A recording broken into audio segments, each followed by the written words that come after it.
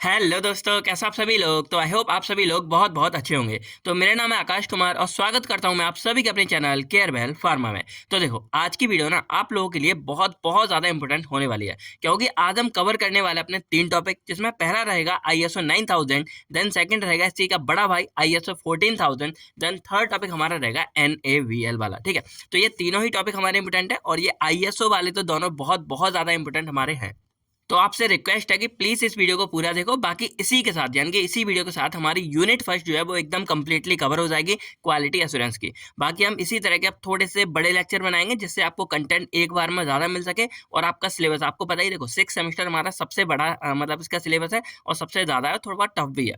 तो सारा कुछ आपको जल्दी कवर करके देना है, तो बस इस वीडियो को लाइक कर देना, शेयर कर देना और भाई सपोर्ट करते रहो। हम फिर से आपका जो है सिलेबस पूरा कंप्लीट करा देंगे। चलिए, सबसे पहले हम बात करते हैं अपने टर्म ISO के बारे में कि एक्चुअल में ये क्या होता है। तो देखो, ISO की जो फुल फॉर्म है ना, इसकी क्या होती है, इंटरनेशनल ऑर्गेनाइजेशन फॉर स्टैंडर्डाइजेशन। और इसको कई जगह आपको ऐसी भी लिखी मिल जाएगी, यानी कि इंटरनेशनल स्टैंडर्डाइजेशन ऑर्गेनाइजेशन। तो दोनों ही हमारे ठीक है, कंफ्यूज नहीं होना है। अब देखो, मेनली जानते हैं कि एक्चुअल में ये होती क्या है। तो यहाँ पर 3 वर्ड हमारे आ रहे हैं। पहली हमारी होते हैं इंटरनेशनल। अब इंटरनेशनल का मतलब आप जानते हो कि यहाँ पे देश और विदेश दोनों ही जहाँ से मान्यता प्राप्त हो जाती है, उस टर्म में हम इंटरनेशनल लगा देते हैं। यानी कि अपने देश से भी यहाँ पे वैलिडिटी है और बाहर के देशों की भी है यहाँ पे। तो इंटरनेशनल वर्ड हमारा आ जाता है। ऑर्गेनाइजेशन का मतलब होता है कोई संस्था। यानी कि यहाँ पर बताया जा रहा है कि जो ISO है ना, वो खुद एक संस्था है। खुद एक तरह से हम बोल सकते हैं कि एक तरह से कंपनी टाइप हमारी खुद है ये, और वो गवर्नमेंट है। ठीक है। और स्टैंडर्डाइजेशन का मतलब क्या होता है, हम किसी को स्टैंडर्ड प्रोवाइड कर रहे हैं। अब पहले मैं क्या करूंगा, थोड़ा बहुत आपको देसी में समझा देता हूँ, जिससे आपका सारा कुछ क्लियरिफाई होता है। ठीक है। अब जैसे मान लो कि आपके सामने ना 2 टीचर हैं। जो मान लो यहाँ पर आपके सामने एक टीचर ये है और एक टीचर आपके सामने ये है, जो यहाँ पे दोनों पढ़ा रहे हैं। ठीक है। अब देखा जाए तो एक टीचर ये है जिसने सिर्फ और सिर्फ 12th पास की है। मान लो 12th पास करके आपको पढ़ाने लग गया। और जैसे मान लो चलो बी फार्मा कर ली और आपको यहाँ पे पढ़ाई कर रहे हैं, यानी कि आपको मान लो नॉर्मली बी फार्मेसी के लेक्चर वगैरह प्रोवाइड कर रहे हैं। लेकिन अब अगर मान लो कि एक ये टीचर है और इसने क्या कर रखा है, जीपैट क्वालिफाई कर रखा है, नाइपर क्वालिफाई कर रखा है। यानी कि जीपैट क्वालिफाई है, नाइपर क्वालिफाई है, और साथ ही में मान लो और भी 2-3 जीपैट के मतलब फार्मेसी के एग्जाम वगैरह क्रैक कर रखे हैं। अब आपसे पूछा जाए कि यहाँ पर ज़्यादा वैल्यू किसको दी जाएगी, यानी कि ज़्यादा क्वालिटी या ज़्यादा अच्छा टीचर किसको माना जाएगा। ऑब्वियसली बात है, इसने अभी बी फार्मेसी कर रखी है तो इनको ज़्यादा वैल्यू नहीं मिलेगी, बल्कि इनको वैल्यू ज़्यादा प्रोवाइड करोगे। क्यों? क्योंकि एक तरह से देखा जाए तो इन वाले जो ये वाले टीचर है, इन्होंने क्या कर रखा है, एक सर्टिफिकेट ले रखा है किसका, जीपैट का और नाइपर का। और जीपैट और नाइपर एक ऐसे एग्जाम है जिनको अगर कोई बंदा क्रैक करता है तो भाई ऑब्वियसली हम बोल देंगे कि हाँ, ये बच्चा हमारा कौन है, होशियार है, क्योंकि भाई इसने जीपैट और नाइपर क्वालिफाई कर रखे हैं। तो यहाँ पर आप समझ सकते हो कि एक तरह से जैसे जीपैट और नाइपर किसी भी स्टूडेंट या किसी टीचर के ऊपर अगर लग जाता है कि वो जीपैट और नाइपर क्वालिफाइड है, तो एक साबित हो जाता है कि भाई वो बंदा तो होशियार होगा, क्योंकि उसने इसको क्वालिफाई करने के लिए अच्छी खासी पढ़ाई की है और वो एक टॉपर मतलब होगा या अच्छा होगा, पढ़ा भी देगा और पढ़ने में अच्छा होगा। उसी तरह जो हमारी ISO है ना, वो एक ऐसी संस्था है कि अगर ये मतलब किसी कंपनी के लिए होता है, जैसे आप नॉर्मली कंपनी वगैरह में आगे जाके आप जॉब भी करोगे, तो अगर किसी कंपनी के पास ये ISO का सर्टिफिकेट होगा, तो ये ISO का सर्टिफिकेट उस कंपनी को वैलिडिफाई कर देगा कि भाई ये कंपनी हमारी बेस्ट कंपनी है और ये कंपनी की जो क्वालिटी है या जो प्रोडक्ट हमारे वो कंपनी फॉर्म कर रही है, वो प्रोडक्ट हमारा काफ़ी बेस्ट होगा।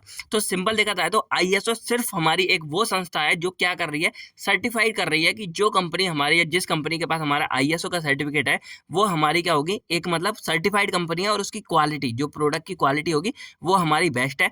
और इससे क्या होगा कि जैसे मान लो कोई कस्टमर है और उसको कोई सामान लेना है, तो अगर उस कंपनी के पास ISO है तो आप दिल खोलकर उसका सामान ले सकते हो, जिससे ये प्रूफ हो गया क्योंकि भाई ISO ने सर्टिफाइड कर रखा है कि वो कंपनी हमारी अच्छी है।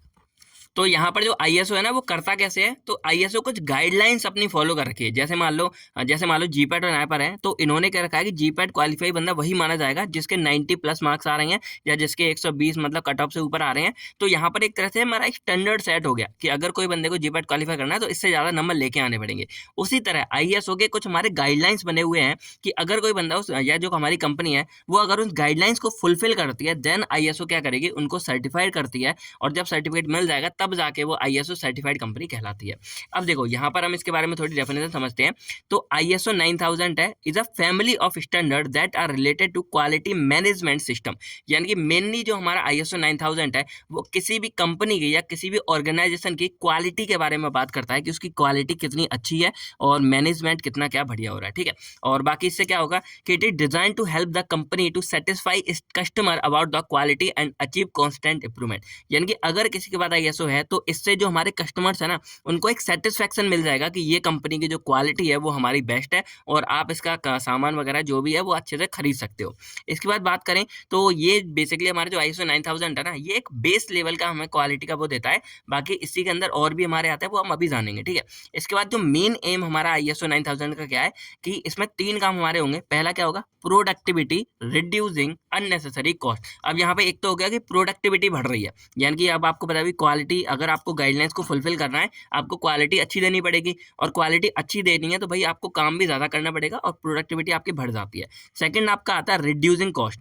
अब यहाँ पर क्या होगा, जो अननेसेसरी कॉस्ट है यानी कि बेकार की या जो काम की नहीं है वो सारी आपकी कम हो जाएंगी। और थर्ड सबसे इंपॉर्टेंट क्या है, ensuring quality of process and product, यानी कि अगर ISO का सर्टिफिकेट है तो ये फिक्स हो जाएगा कि भाई इसकी क्वालिटी और प्रोसेस और प्रोडक्ट हमारा सब बेस्ट है। अब देखो यहाँ पर आपको अगर एक बात याद हो तो यहाँ पर क्या लिखा है, ISO हमारी क्या होती है, एक फैमिली होती है, यानी कि यहाँ पर जो इनकी मतलब सीरीज है ना एक तरह से, उसमें हमारा सिर्फ अकेला ISO 9000 नहीं होता, इसके साथ के हमारे और भी यहाँ पे ISO सर्टिफिकेशन होते हैं। तो वैसे तो एग्जाम में आपको मार्क्स के अकॉर्डिंग लिखना है, अगर ये 10 मार्क्स में अकेला आ जाता है तब आपको ये चीज़ भी इंक्लूड करनी है और ये डेफिनेशन वैसे तो पूरा हमारा हो ही जाता है, थोड़ा बहुत इसके बारे में जानना भी आपके लिए ज़रूरी है। तो जो ISO 9000 है वो मेनली क्वालिटी मैनेजमेंट और क्वालिटी एश्योरेंस के लिए काम करता है। एश्योरेंस मतलब जैसे क्वालिटी मतलब हमारा कोई प्रोडक्ट बन गया तो उसके बाद हम उसको चेक करेंगे कि जो बना है वो एक्चुअल में क्वालिटी उसकी फुलफिल है या नहीं है, तो उसको एश्योर करना बोलते हैं। और क्वालिटी मैनेजमेंट यानी कि जब बन रही है तो हम उस टाइम पे उसको कंट्रोल करेंगे और मैनेज करेंगे। ISO 9001 जो हमारा है वो बेसिकली हमारी गाइडलाइंस होती है सिलेक्शन एंड यूज के लिए, यानी कि आप कोई प्रोडक्ट बनाने जा रहे हो तो क्या सिलेक्ट कर रहे हो, कैसे यूज करोगे, तो उसमें डिजाइन वगैरह सब तैयार करते हैं।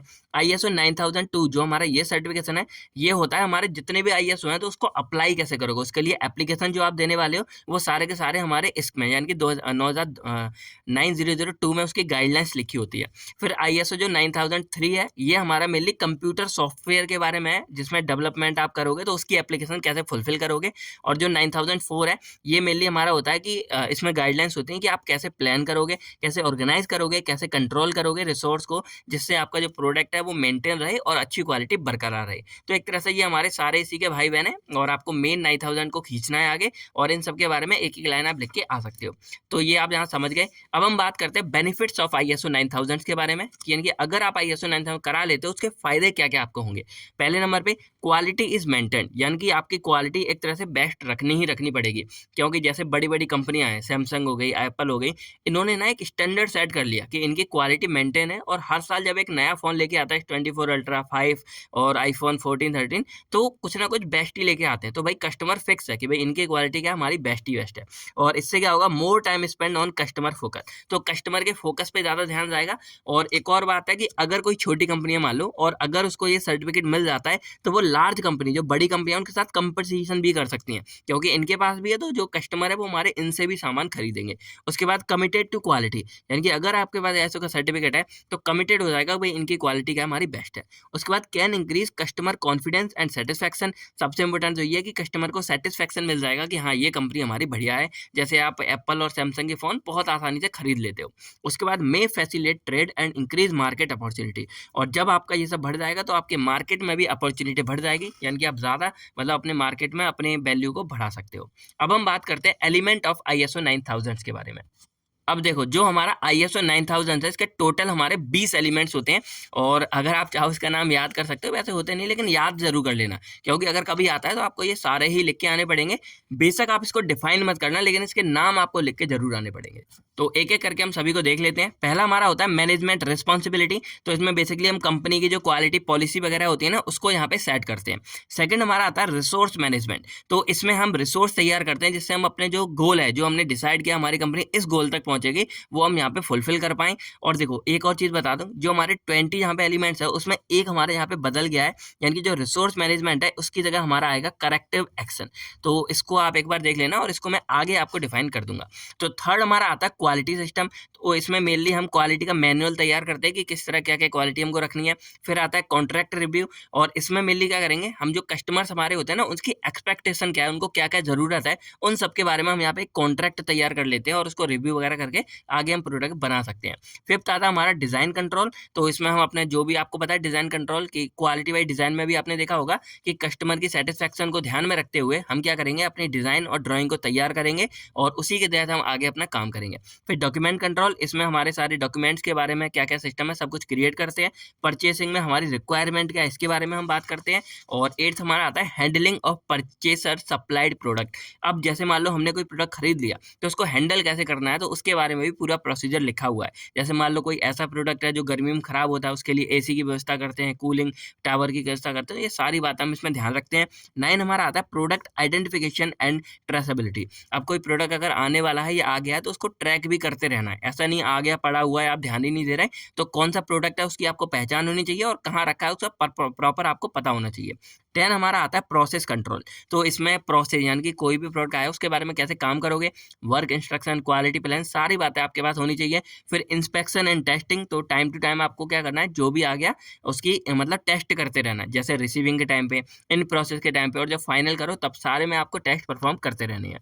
और 12 हमारा आता है inspection, measuring and test equipment. तो इसमें आपको क्या करना है, जो आपके इक्विपमेंट है ना उसको रेगुलरली कैलिब्रेट करते रहो, क्योंकि पता चले कहीं इसमें आपका इक्विपमेंट या मशीन ही आपकी खराब हो गई तो सारा मटेरियल हमारा खराब हो जाएगा। और 13 आता है इंस्पेक्शन एंड टेस्ट स्टेटस। तो इसमें आपको बस इंस्पेक्ट करते रहना है क्या क्या चीज़ें सारी। और यहाँ 14 में एक और आपको मैं बता दूं, करेक्टिव एक्शन। अब देखो यहाँ पे आपने इतने सारे टेस्ट किए, परफॉर्म किए, तो अगर उनमें कोई कमी निकल के आती है तो उस टाइम पर आप उसके लिए एक्शन क्या लेने वाले हो वो आपको यहाँ पे करेक्टिव एक्शन वाले यहाँ पे एलिमेंट्स में पता होना चाहिए, ठीक है। उसके बाद यहाँ बात करें control of non confirming product. अब हमने यहाँ सारा चेक किया, तो अगर कोई प्रोडक्ट हमारा खराब निकल आता है, कोई रिजेक्ट हो जाता है, उसका क्या करना है और उसको यूज बिल्कुल नहीं करना है, तो उसका कंट्रोल कैसे करोगे, ये सारी बातें होती हैं। 15 हमारी handling, storage, packaging and delivery. तो इन सब के टाइम पे आपको प्रोटेक्शन ध्यान देनी है कि आपका जो प्रोडक्ट है वो डैमेज नहीं होना चाहिए। 16 क्वालिटी रिकॉर्ड्स, तो यहाँ पे आपको सभी के रिकॉर्ड्स मेंटेन करके रखने हैं। और यहाँ से आ जाती है आपकी ऑडिट, तो इंटरनेशनल क्वालिटी ऑडिट्स, इसमें आपकी जो ट्रेंड टीम होगी वो पूरा अच्छे से चेक करेगी, वेरीफाई करेगी सारा कुछ ठीक है या नहीं है। फिर ट्रेनिंग के सारे रिकॉर्ड्स होने चाहिए, जिससे आपको पता लग जाएगा किसने कैसी ट्रेनिंग की है और क्या क्या प्रोडक्ट है। और सर्विसिंग में अगर रिक्वायर्ड होती है किसी चीज़ की सर्विस करना है, किसी को ठीक करना, वो यहाँ पे परफॉर्म करोगे। और लास्ट में हमारा है स्टैटिकल टेक्निक्स। तो इसमें मेनली जैसे कंप्यूटराइज सिस्टम का हम यूज़ करते हैं, चार्ट हो गए, ग्राफ्स हो गए, या अदर कोई हमारे मेथड्स हैं, उनका आपको यूज़ करना होगा अपने इस मतलब क्वालिटी को इम्प्रूव करने के लिए। तो ये हमारे 20 के 20 यहाँ पे एलिमेंट्स थे। आई होप आपको समझ आ गया होगा। कोई डाउट हो थोड़ा सा 2 मिनट वीडियो पीछे करके आप इसको चेक कर सकते हो। अब हम लास्ट में यहाँ पे बात करते हैं स्टेप फॉर रजिस्ट्रेशन, यानी कि अगर आपको ISO 9000 का सर्टिफिकेट चाहिए तो आपको कैसे इसको रजिस्टर करना पड़ेगा और कैसे आपको सर्टिफिकेट मिलेगा। अब देखो, रजिस्ट्रेशन आपको करने के लिए सबसे पहले तो आपको रजिस्ट्रेशन ऑब्जेक्टिव चाहिए। मतलब मान लो आपकी कंपनी है, तो जैसे मान लो अगर दवाइयों की कंपनी है तो उसके लिए आपको क्या चाहिए, पूरा एक बंद एनवायरनमेंट चाहिए, बाहर का असेप्टिक एरिया चाहिए। अगर मान लो आपको कोई वैसी कंपनी है यानी कि लोहे टीन वाली, तो उसके लिए क्या क्या आपको चीज़ें ध्यान रखनी है। तो ऑब्जेक्टिव्स आपको उसी के हिसाब से चूज करने हैं जो आपका मतलब कंपनी हो। तो यहाँ पे आप सबसे पहले अपने रजिस्ट्रेशन के ऑब्जेक्टिव्स पूरा डिसाइड करोगे। फिर सिलेक्ट द अप्रोप्रिएट स्टैंडर्ड। अब देखो ढेर सारे हमारे स्टैंडर्ड्स होते हैं, ये मैंने सिर्फ 4 लिखे हैं यहाँ पे जो मैंने स्टार्टिंग में आपको बताया, लेकिन इनके अलावा भी हमारे और भी स्टैंडर्ड्स होते हैं। तो आपकी कंपनी को या आपकी रिक्वायरमेंट को कौन सा फुलफिल कर रहा है वो वाला आपको यहाँ पे ISO अपने लिए चूज करना है। उसके बाद develop and implement quality system. अब जो मैंने आपको बताया कि जो ऑब्जेक्टिव्स आपको कैसे रखने हैं उन सबको इम्प्लीमेंट करना है और आपको अपना क्वालिटी सिस्टम एक तरह से बेस्ट बनाने हैं अपने ISO के अकॉर्डिंग जो आपको चाहिए। उसके बाद यहाँ पे आपको रजिस्ट्रार जहाँ पे रजिस्ट्रेशन होता है वहाँ पे जाना है, वहाँ पे आपको अप्लाई करना है। अप्लाई करने के बाद सबसे पहले खुद सेल्फ एनालिसिस ऑडिट करोगे क्या कैसे है। उसके बाद हमारे यहाँ पे क्वालिटी मैनुअल वगैरह पूरा तैयार करके भेजोगे अप्रूवल के लिए, ठीक है। जब अप्रूवल के लिए भेजोगे तो रजिस्ट्रार की तरफ से जो मतलब रजिस्ट्रेशन करने वाले हैं वहाँ से होता है प्री असेसमेंट। प्री असेसमेंट का मतलब क्या होता है, अब आपके पास टीम आएगी ऑडिट करने के लिए पूरा, और वो पूरा चेक करेगी अच्छे से सारा कुछ। और अगर वहाँ पे कोई कमी लगती है देन आपका होगा करेक्टिव एक्शन, जो मैंने बताया था कि अगर कोई मतलब चीज़ है तो उसको करेक्ट करने के लिए करेक्टिव एक्शन होते हैं। और उन चीज़ों को ठीक करने के बाद आपका होता है फाइनल असेसमेंट, जिसमें पूरी की पूरी टीम आती है एक, और वो आपका सारा कुछ वेरीफाई करेगी रजिस्ट्रार की तरफ से। और अगर देन सब कुछ आपका ठीक मिलता है तो लास्ट में आपको रजिस्ट्रेशन यहाँ पे कर दिया जाता है और आपकी कंपनी ISO सर्टिफाइड हो जाती है। तो ये कुछ प्रोसेस आपको फॉलो करनी है, बस यहाँ पे एक बार फिर से आप पैक करके देख लेना कोई डाउट हो। बाकी आई होप अब आपको जो है ISO 9000 के बारे में अच्छे से सारा कुछ समझ आ गया होगा। अब देखो, अगर हम बात करें ISO 14000 के बारे में, तो ये हमारा उसी का बड़ा भाई है और ये काम क्या करता है। तो अब मान लो कि आपकी ये पूरी की पूरी कंपनी है, ये मान लो आपका एक पूरा गांव क्षेत्र है, ठीक है, और आपकी कंपनी बन गई और वो कंपनी आपने यहाँ पे शुरू कर दी, ठीक है, फर्स्ट क्लास, कोई दिक्कत नहीं है। अब आपको पता है कि जब कोई भी कंपनी बनती है तो उसमें बड़े बड़े हमारे चैम्बर बनते हैं, ढेर सारी चीज़ें बनती हैं। तो इसके बाद क्या होता है ना, कंपनी से बहुत सारा वेस्ट मटेरियल निकलता है और वो वेस्ट मटेरियल हमारे दो तीन मेथड से निकलेगा।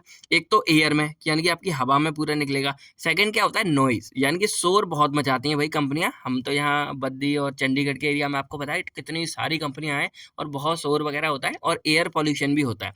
और इन सब के साथ में कुछ हमारा केमिकल वाला भी मतलब होता है। अगर आपकी दवाई कंपनी है तो केमिकल वाला आपका वेस्ट भी है। तो ये सारी चीज़ें क्या करेंगी, ओवरऑल मिला के आपके इन्वायरमेंट को डैमेज कर सकती हैं। और इन्वायरमेंट में हम लोग भी आ जाते हैं, क्योंकि भाई अगर इन्वायरमेंट को कोई नुकसान हुआ, मान लो एयर में कोई गैस फैल गई कुछ भी, तो हमारा भी अल्टीमेटली नुकसान हो जाता है। और इसका सबसे बेस्ट एग्जाम्पल अगर आपको याद हो तो क्या है, हमारा भोपाल गैस ट्रेजेडी। और उसमें क्या हुआ था, भोपाल में आपको पता है उस कंपनी से हमारा पूरा मतलब गैस लीक हो गई थी। और उस गैस की वजह से क्या हुआ था, आस पड़ोस के पूरे मतलब हर तरह मतलब लोगों की डेथ वगैरह होने लगेगी। और इसका बेस्ट आपको देखना होगा, अगर अच्छे थे तो नई एक मतलब सीरीज आई है था रेलवे मैन, उसमें के मैनन की है, तो आप चाहो वो चेक भी कर सकते हो, आपको अच्छी खासी नॉलेज मिलेगी, ठीक है। तो यहाँ पर आप देख सकते हो कि ये कुछ नुकसान है वो अगर हमारी कंपनी के द्वारा यहाँ पे हो सकते हैं। तो इसी को मेंटेन करने के लिए हमारी गवर्नमेंट ने बनाया एक सर्टिफिकेट ISO 14000। और ये सर्टिफिकेट वो तब देती है जब क्या होगा कि यहाँ पे कंपनी वगैरह अगर हमारी इन सारी प्रोसेस प्रॉब्लम जो हो रही है इनको खत्म कर देंगी और ऐसा कोई भी एनवायरनमेंट को नुकसान नहीं होता है। तो ISO 14000 जो हमारा सर्टिफिकेट है वो मेनली हमारा एनवायरनमेंट को मैनेज करने के लिए बनाया गया है, यानी कि एनवायरमेंटल मैनेजमेंट के लिए यहाँ पे बनाया गया है।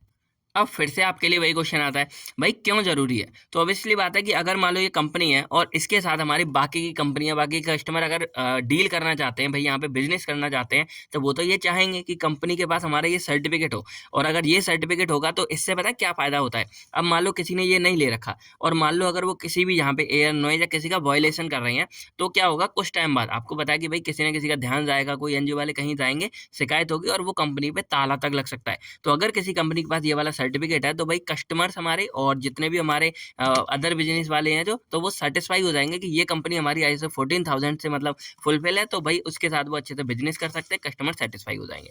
तो इसके बारे में यही है कि ISO 14000 focus on environmental management standards, यानी कि मेनली हमारा एनवायरमेंट के ऊपर पूरा मैनेजमेंट में यहाँ करेंगे। और इससे क्या होगा, हमारा क्लीनर, सेफियर और हेल्थियर वर्ल्ड हमारा बनेगा यहाँ पे, ठीक है। और इसका मेन क्या होता है कि it is a process for managing company activity that impact the environment, यानी कि इसके अंदर हम उन एक्टिविटीज़ को यहाँ पे मैनेज करते हैं जो हमारी कंपनी एनवायरनमेंट को इम्पैक्ट डालती हैं, जैसे एयर, नॉइज़ और इन सब चीज़ों का, ठीक है। बाकी जो एनवायरनमेंट इम्पैक्ट है वो हमारी हर तरफ कर सकती है। तो इसीलिए हमारी गवर्नमेंट ने ये वाला सर्टिफिकेट हमारा बनाया है जो हमारी इसको पूरा का पूरा मेंटेन करती है। तो इसके अगर बेनिफिट्स के बारे में बात करें तो क्या है, इम्प्रूवमेंट एनवायरमेंटल परफॉर्मेंस, यानी कि हमारे एनवायरनमेंट का जो परफॉर्मेंस है वो बढ़ जाता है। इम्प्रूविंग मार्केट एक्सेस, अब भाई ये अगर ठीक होगा तो मार्केट में एक्सेस बढ़ जाएगा और आप चाहो तो मार्केट की तरफ भी अगर जगह मिलती है वहाँ भी कंपनी ओपन कर सकते हो। इम्प्रूव कॉस्ट कंट्रोल, इससे कॉस्ट कंट्रोल काफ़ी मतलब बेहतर हो जाएगी। क्रेडिबिलिटी विद स्टॉक होल्डर्स, अब जो हमारे पार्टनर्स होते हैं, स्टॉक होल्डर्स होते हैं और जो शेयर मार्केट में लगाते हैं, उन सबको थोड़ी सी बहुत अच्छा मतलब वो सेटिस्फाई हो जाएंगे, भाई सब कुछ ठीक है। उसके बाद कंपिटिटिव मार्केट एनवायरनमेंट, मार्केट में आपको कंपटीशन करने में काफ़ी हेल्प मिलेगी। उसके बाद adopting a process of continuous improvement, आप आगे फिर कंटिन्यूस इंप्रूवमेंट इसमें कर सकते हो। और increase level of safety, safety तो भाई सबसे बेस्ट है जो इसमें चाहिए। और higher quality goods and services, और अगर आप खुद इन सब चीज़ों से इन्वायरमेंट सेफ रखोगे, सेफियर है, तो आपका जो प्रोडक्ट या आपकी जो सर्विस है वो ऑटोमेटिक क्या हो जाएगी, अच्छी हो जाएगी। अब हम बात करें इसमें एलिमेंट्स के बारे में, तो यहाँ भी मेनली हमारे 6 एलिमेंट्स आते हैं। पहला हमारा आएगा एनवायरमेंटल पॉलिसीज। तो इसमें मेनली क्या होता है ना कि ये एक रिटन स्टेटमेंट होता है जो स्टार्टिंग में आप बनाते हो कि कैसे हो, it is a written statement describe the objectives and target of a business with respect to this policy, यानी कि एनवायरमेंटल सेफ्टी से रिलेटेड आपको क्या ऑब्जेक्टिव कैसे रखना है, बिजनेस कैसे करना है, ये सारी बातें इसमें लिखी होती हैं। और इसमें आपको एनवायरमेंटल मैनेजमेंट सिस्टम ये वाला पूरा मतलब मामला इंक्लूड करना ही करना पड़ता है। सेकंड हमारा आता है प्लानिंग। तो इसमें मेनली क्या है ना, analysis of all environmental expect और इंक्लूड प्रोसेस। तो इसमें आपको एनवायरमेंटल से कनेक्टेड, देखो ये वर्ड आपको जोड़ते रहना है क्योंकि एनवायरमेंट को ध्यान में रखते हुए आपको यहाँ पे अपनी प्रोसेस, प्रोडक्ट कैसा, गुड, सर्विस और इन सारी चीज़ों का यहाँ पे बनाना है, मतलब प्लान करना है। फिर थर्ड हमारा आता है इम्प्लीमेंटेशन एंड ऑपरेशन। तो इसमें जो कुछ भी मतलब आपने किया उसको इम्प्लीमेंट करोगे, और साथ में सबसे इंपॉर्टेंट क्या है, यहाँ पे इमरजेंसी रिस्पॉन्स भी आपको इंक्लूड करना है। अब जैसे भोपाल गैस स्ट्रेटजी थी ना, उसके लिए कुछ नहीं था, इमरजेंसी इमरजेंसी वगैरह कुछ अगर होती तो अगर मतलब पहले से वो बता के रखते, और अगर ऐसा कुछ हो सकता था ना, सारे लोग यहाँ पे बच जाते, ठीक है। तो ये है। उसके बाद यहाँ पे चेकिंग एंड करेक्टिव एक्शन, तो यहाँ पे अगर कुछ गड़बड़ लगती है तो उसको वही ठीक करोगे और पूरा मॉनिटर करते रहना प्लान को। और फिफ्थ है मैनेजमेंट रिव्यू, तो इसमें क्या है, रिव्यू डन किया जाएगा पूरे इसके बाद, और जो मतलब जो कंपनी के मालिक है ना, मैनेजमेंट, उसको ध्यान रखना है किसके लिए, कंटिन्यूटी सूटेबिलिटी, यानी कि जो चल रहा है वो प्रॉपर रहे, उसके बाद सफिशिएंट रहे सारा कुछ, और इसके बाद इफेक्टिवनेस, यानी कि जो कुछ चला है वो इफेक्टिव भी बना रहा है। तो ये सारी बातों पे ध्यान रखना है। और सिक्स हमारा होता है कंटिन्यूअस इंप्रूवमेंट, तो ये तो भाई हर कोई चाहता है, हम भी चाहते हैं, आप भी चाहते हो कि हमेशा हमारी लाइफ में कुछ ना कुछ इंप्रूवमेंट होता रहे। उसी तरह ये हमारे की कंपोनेंट है एनवायरमेंटल मैनेजमेंट सिस्टम के लिए, कि यहाँ पे जो भी आप प्लान कुछ बनाओ वो उसमें हमेशा जो है इंप्रूवमेंट होना चाहिए। तो ये हमारी क्या करेगी, साइकिल प्रोसेस है प्लान की, इंप्लीमेंट की, चेक की, रिव्यू की एंड कंटिन्यूसली इंप्रूवमेंट की। बार बार आपको रिवाइज करते रहो, कुछ गड़बड़ है तो आगे बढ़ाते रहो। अब हम इसमें लास्ट टॉपिक बात करते हैं, स्टेप फॉर रजिस्ट्रेशन, यानी कि अगर आपको ISO 14000 का सर्टिफिकेट चाहिए तो आपको लिए उसके लिए क्या क्या प्रोसेस यहाँ फॉलो करनी पड़ेगी। तो वही यहाँ पे भी स्टार्टिंग में क्या करना है आपको, सिलेक्टिंग सर्टिफिकेट बॉडी, यानी कि आपको कौन सा कैसा चाहिए वो पूरा, क्योंकि इसमें भी ढेर सारे हमारे टाइप्स थे, 14001 2 ऐसे। तो यहाँ पे आपको कौन सी मतलब बॉडी सर्टिफिकेट चाहिए वो आप यहाँ पे डिसाइड करोगे। और उसके बाद complete questionnaire and establishment contract. अब यहाँ पर क्या है, आपके बाद मतलब जब आप सिलेक्ट कर लोगे तो जो कॉन्ट्रैक्टर है ना, जो आपके मतलब रिव्यूअर है, वो पूरा आपसे क्वेश्चनिंग वगैरह करेंगे, और उस क्वेश्चनिंग में आपका nature, scale, cost of certificate, यानी कि सारा कुछ आपको अपनी कंपनी के बारे में उनके साथ डिस्कस करना पड़ेगा, और क्या क्या कैसे करो सारी बातें। उसके बाद जब ये पूरा हो जाएगा देन आपके डॉक्यूमेंट रिव्यू करे जाएंगे, और इस डॉक्यूमेंट रिव्यू में आपके इन्वायरमेंटल मैनेजमेंट सिस्टम, ये पूरे से कनेक्टेड डॉक्यूमेंट तो होने चाहिए, क्योंकि 14000 के लिए इन्वायरमेंट हमारा इंपॉर्टेंट है। उसके बाद जब ये पूरा हो जाता है शॉर्ट में, देन हमारी होती है फर्स्ट स्टेज असेसमेंट। अब इसमें आपके यहाँ पे मतलब कंपनी में आके एक ऑडिट किया जाएगा, और वहाँ पे आपकी जो साइट है वहाँ पे टूर किया जाएगा, सिस्टम क्या पूरा, और इसका एक पूरा जायजा लिया जाएगा। और जब ये पूरा हो जाता है देन यहाँ पे सर्टिफिकेशन असेसमेंट आता है। इसमें क्या होगा, आपका पूरा हो गया तब लगभग आपके 1 महीने के बाद एक पूरी जो रिपोर्ट तैयार होगी उसमें मतलब रिस्पॉन्स आता है क्या कैसे है। तो ये सारी बातें आपकी यहाँ पे कब होंगी, 1 महीने बाद। तो ये सर्टिफिकेट असेसमेंट आ जाता है, और अगर आपकी कोई प्रॉब्लम नहीं निकलती है देन आपको सर्टिफिकेट अवार्डेड, यानी कि सर्टिफिकेट इशू कर दिया जाता है, और वो सर्टिफिकेट आपको 3 साल के लिए इशू किया जाता है। लेकिन ऐसा नहीं है कि हो गया ये उसके बाद, क्योंकि भाई एनवायरनमेंट का मामला है तो सर्विलेंस विजिट होती रहती है, यानी कि कभी अचानक या कैसे भी आपके वहाँ पे सर्विलेंस रखी जाएगी और विजिट किया जाएगा कि आपने जो फुलफिल मतलब किए थे वो गाइडलाइंस वो सारी फुलफिल हो रही हैं या नहीं। तो ये हमेशा 6 महीने या फिर साल में एक बार आपके ये करते रहेंगे, और उसके बाद आपको हर 3 साल में इसको रिन्यू कराना पड़ेगा, यानी कि 3 साल बाद आपको फिर से सेम प्रोसेस करनी है, उन्हें फिर से अप्लाई करना है, वो सारा कुछ फिर से चेक करेंगे और आपके सर्टिफिकेट को रिन्यू करेंगे। तो ये सिर्फ हमारा 3 साल के लिए होता है। तो आई होप आपको ये ISO 14000 वाला भी सारा का सारा डाउट क्लियर हो गया होगा। और देखो थोड़ा बहुत डाउट हो आप बैक करके देख लो, बाकी अगर कोई भी डाउट्स है वैसा आप मतलब कमेंट करके हमसे पूछ सकते हैं, ठीक है। बाकी ISO की फुल फॉर्म आपको यहाँ पे लिखनी पड़ेगी। तो अब हम अपना लास्ट टॉपिक समझते हैं, जो छोटा सा है, ज़्यादा एग्जाम में कम ही आता है वैसे। तो हमारा टॉपिक है NABL, और अब हम बात करते हैं इसके बारे में। तो देखो NABL की हमारी फुल फॉर्म होती है ना, यही फुल फॉर्म आपके लिए सबसे ज़्यादा इंपॉर्टेंट है। बाकी NABL का जो फुल नाम है वो भी हमारा यही है कि एक्रीडिटेशन। अब इसका मतलब क्या होता है, तो पहले NABL की फुल फॉर्म होती है national accreditation board for testing and calibration laboratory. अब मान लो कि भाई शहर में या गांव में कोई वारदात हो गई, ठीक है, और वारदात मान लो कोई हादसा हो गया, और मान लो जब रिपोर्ट के लिए, जैसे पोस्टमार्टम की रिपोर्ट उनको छोड़ दो, जैसे मान लो ब्लड रिपोर्ट या कोई और जांचों के लिए एक लेबोरेटरी होती है सरकारी, वहां पर ये भेजा जाता है। तो अब जैसे मान लो कोई कोई लेबोरेटरी है, तो ये कैसे डिसाइड कर रहे हैं कि पुलिस वाले जो है वो हमारी उसी वाली लैब में क्या करेंगे, जांच करने के लिए रिपोर्ट को भेजा जाता है। कैसे, क्योंकि वो रिपोर्ट हमारी NABL द्वारा सर्टिफाइड करी जाती है। और आप लोगों ने बहुत बार अगर मूवीज वगैरह आप देखते होगे, आपने देखा होगा कि कभी कभी कोर्ट में जज कहता है कि भाई ये रिपोर्ट उस वाले लैब से जब सर्टिफाइड हो गई, जैसे बोलते हैं ना दिल्ली से सर्टिफाइड हो गए, ये हमारी आ गई है, जो दिल्ली से रिपोर्ट आ गई है। तो इस तरह की कुछ हमारी लैब होती हैं जो हमारी NABL के द्वारा सर्टिफाइड होती हैं, और अगर वो इनके द्वारा सर्टिफाइड होती हैं देन इनको हो जाती है मान्यता प्राप्त। और ऐसी लैबों के अंदर जो कुछ भी हमारे मतलब रिपोर्ट की जाएंगी वो सारी की सारी हमारी वैलिड और क्वालिटी वाली होंगी। तो इसीलिए NABL हमारी एक बहुत ही इंपॉर्टेंट संस्था यहाँ पे हो जाती है। तो NABL की फुल फॉर्म में हमारे लिए यहाँ पे 3 वर्ड मेन है। पहला हमारा होता है नेशनल, यानी कि ये हमारे वैसे इंडिया में शुरू किया गया था, मतलब अपने देश का यहाँ पे एक्चुअल में था। तो नेशनल एक्रीडिटेशन, एक्रीडिटेशन का मतलब होता है मान्यता, यानी कि एक तरह से बोलते हैं ना ये मान्यता प्राप्त है, यानी कि एक तरह से सर्टिफाइड करना। आप यहाँ पे सर्टिफाइड वर्ड भी जोड़ सकते हो कि सर्टिफाइड कर रहे हैं वहाँ पे, ठीक है। बोर्ड एक तरह से हमारी संस्था है for testing and calibration laboratory. अब जो हमारी लैब्स वगैरह होती है ना, उसको ये क्या करते हैं, जांचते हैं, परखते हैं, और उसके बाद उस लैब को सर्टिफाइड करते हैं कि भाई ये लैब हमारा कोई भी काम कर सकती है। तो यही हमारा मतलब था और इसके बाद मेनली यही है कि ये हमारा एक तरह से इंटरनेशनल सर्टिफिकेट प्रोवाइड कर देते हैं और पूरे लैब को चेक करके। अब क्वेश्चन आता है सर नाम में तो नेशनल है, फिर ये इंटरनेशनल क्यों कर रहे हैं? तो देखो स्टार्टिंग में ये हमारे नेशनल ही था, लेकिन बाद में यहाँ पे क्या किया ना, इन्होंने यहाँ पे कोलैबोरेट कर दिया 2 मतलब इंटरनेशनल यहाँ पे कंपनी के साथ। कौन-सी? पहली हमारी थी Asia Pacific laboratory accreditation corporation, उसके बाद हमारी सेकंड थी इंटरनेशनल लैबोरेटरी एक्रीडिटेशन कॉर्पोरेशन और इसकी वजह से ये हमारे पूरे एशिया का था और ये हमारे पूरे इंटरनेशनल था। तो जब इन दोनों के साथ हमारा एक तरह से जुड़ गया देन हमारे इस एनएबीएल को भी इंटरनेशनल रिकॉग्निशन मिल गई और अब क्या होगा कि इसके द्वारा भी मतलब कोई अगर सर्टिफाइड है तो वो हमारी इंटरनेशनल मान्यता प्राप्त है उसको और अगर कोई ऐसी लैब है तो उसकी जो रिपोर्ट है वो हमारी पूरे इंटरनेशनली क्या है वैलिड रहेगी यहाँ पे। तो सिंपल बोला जाए तो एनएबीएल बस हमारी एक वो संस्था है जो हमारी लैब या लैब्स वगैरह को चेक करती है और उसके बाद उनको एक इंटरनेशनल सर्टिफिकेट प्रोवाइड कर देती है और वो किसके बारे में होता है कि भाई जो लैब है उसकी क्या होगी यहाँ पे बेस्ट क्वालिटी हमारी रहने वाली है। ठीक है, तो अब हम इसके अगर बेनिफिट्स के बारे में बात करें तो ये हमारे ग्लोबल इक्विवेलेंस मतलब एक ग्लोबली लेवल पे हमको एक इक्विवेलेंस प्रोवाइड कर रही है अच्छी। उसके बाद इसमें स्टाफ मोटिवेशन अच्छा आ जाता है और जो लेबोरेटरी का ऑपरेशन वगैरह है उस पर कंट्रोल बढ़िया रहता है, क्वालिटी बढ़िया रहती है। बाकी और ये थोड़े से कम नोट्स हैं अभी यहाँ पे रफ में आप समझ लो, बाकी इसके बारे में और आपको इन नोट्स के साथ जोड़ दिया जाएगा और ये कंप्लीट यूनिट आपको वेबसाइट पे बहुत जल्दी जो है अपलोड कर दी जाएगी। तो अब हम बात करते हैं प्रोसीजर ऑफ एनएबीएल के बारे में कि एनएबीएल में क्या कैसे होगा। तो सबसे पहले यहाँ पर क्या होगा, एनएबीएल जो एक्रीडिटेशन अगर आपको चाहिए उसके लिए आपको एप्लीकेशन फिल करनी पड़ेगी और जब एप्लीकेशन फिल करोगे तो उसमें क्वालिटी का मैनुअल कैसे क्या है और उसके बारे में फीस वगैरह सब कुछ देनी पड़ेगी। उसके बाद एक्नॉलेजमेंट ऑफ एप्लीकेशन यानी कि एप्लीकेशन का एक पूरा एक्नॉलेजमेंट बन जाता है ना, वो पूरा बन जाएगा। वहाँ पे आपको यूनिक आईडी नंबर वगैरह सब मतलब मेंशन कर दी जाएगी, असाइन कर दी जाएगी। उसके बाद यहाँ पे लीड असेसर जो हमारे एक मेन होते हैं वो आएंगे, वो अपनी एप्लीकेशन को इवेल्युएट करेंगे कैसे क्या करें, तो रिव्यू होगा पूरा। उसके बाद होता है यहाँ पे प्री असेसमेंट। अब प्री असेसमेंट में क्या होगा, जो लीड असेसर है आपके जो मेन मतलब पूरा रिव्यू करने वाले हैं वो विजिट करेंगे आपकी लेबोरेटरी में और विजिट करने के बाद वहाँ पे पूरा इवेल्युएट करेंगे कि लैब में सारा कुछ प्रॉपर है या नहीं है और वैलिड काम करते हो, कुछ फर्जी तो नहीं कर रहे हैं, आपके पूरे डॉक्यूमेंट वगैरह सब कुछ पूरा का पूरा यहाँ पे चेक करेंगे।